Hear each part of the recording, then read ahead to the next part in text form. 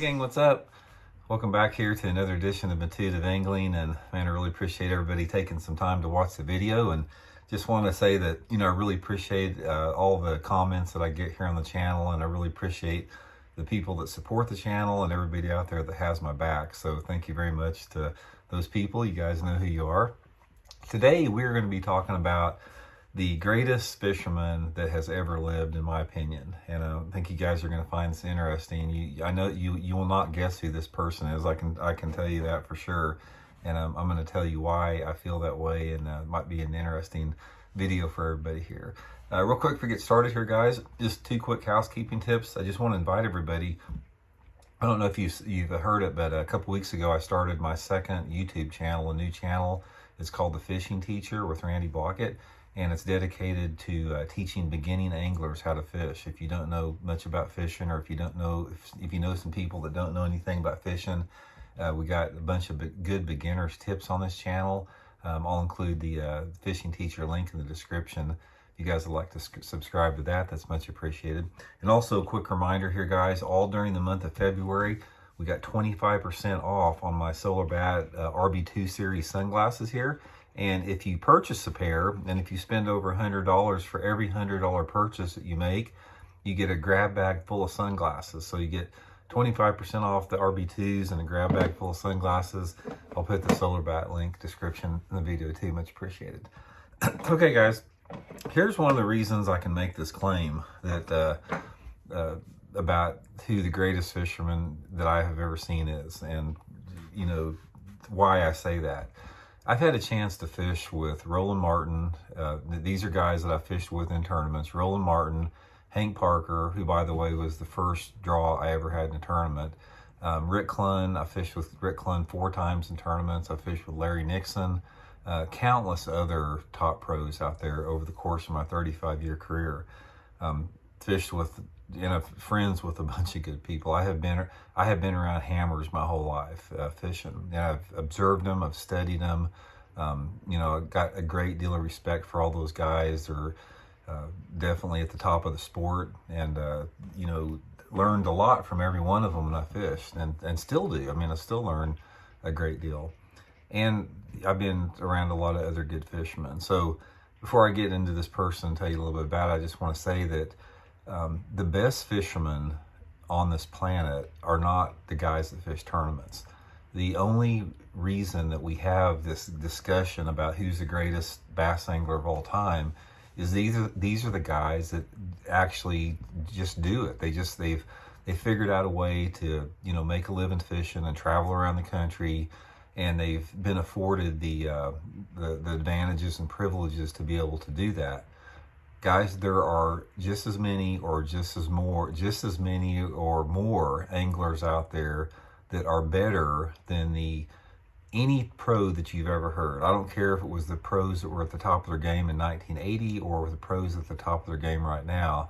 There are more people out there that are better anglers that you've never heard of, simply because they either don't want to fish tournaments, they're not in the position to fish tournaments, they have other responsibilities. They're not motivated to travel.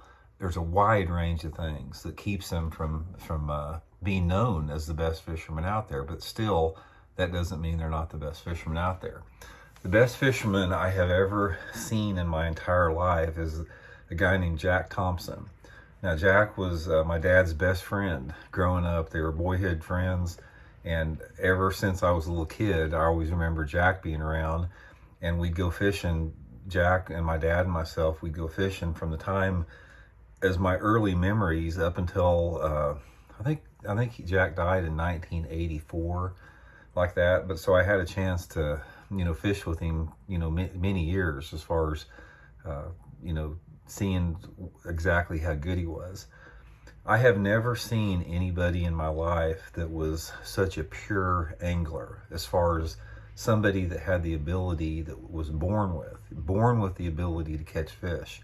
Now, I'm a firm believer in bass fishing and sports in general, that you are just, for whatever mysterious reason of the universe, you're either born with special talents or not. And you can get good and you can achieve success through hard work, But ultimately, there's something about it out there that you're either born with that special quality that puts you in that 1% or you're not. That's just all there is to it. You take guys at the top of their games that have been guys like Kevin Van Dam, Jason Christie, Jacob Wheeler, you know, Clun when he was at the top of his game. There's always that 1% out there that we're just gifted with the ability to catch fish beyond any type of rational explanation. And then there's guys out there that have done good, like I said, just by pure gritting it out and down and determination, but they never achieve that level of the elite level, what I'm talking about. Now, Jack Thompson, back to Jack Thompson, if Jack would have wanted to be a professional angler, I can say this. I mean, I can, and you may say, well, how in the heck do you know that? I have no doubt in my mind he would have been probably the greatest bass angler in the history of the sport, measured by what we measure success by.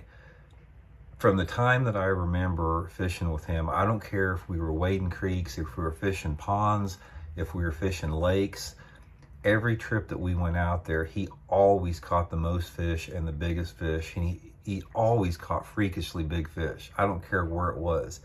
He had the ability to read water from a purest perspective that defied logic, because he didn't have any teachers. Nobody taught him anything about fishing.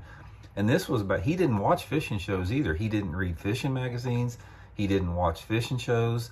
He just fished on his own. And he was also a type of guy, he learned how to play the piano and the guitar with no lessons. He could just sit down at a piano and start playing, sort of like Beethoven or something. Just one of those guys that was just, something was just different about him. And I remember on all those trips that we went, I don't care if it was Grand Lake in Oklahoma or if it was Table Rock, about these freaking giant bass he would catch. And I remember it from the time I was little. We had a 16-foot V-bottom Starcraft boat with an 18-horse Evinrude and a trolling motor that was on the back of the boat. And I can't count how many trips that we went on. It's not like we went all the time. We'd go maybe, you know, once or twice a month we'd go to the lake. But every time he went, he would catch a 7 to 9 pound bass anywhere we went. And as I got older, we'd wade creeks all the time. And he would be able to just look at a creek and figure out how the fish were and catch the biggest fish in the creek every single time.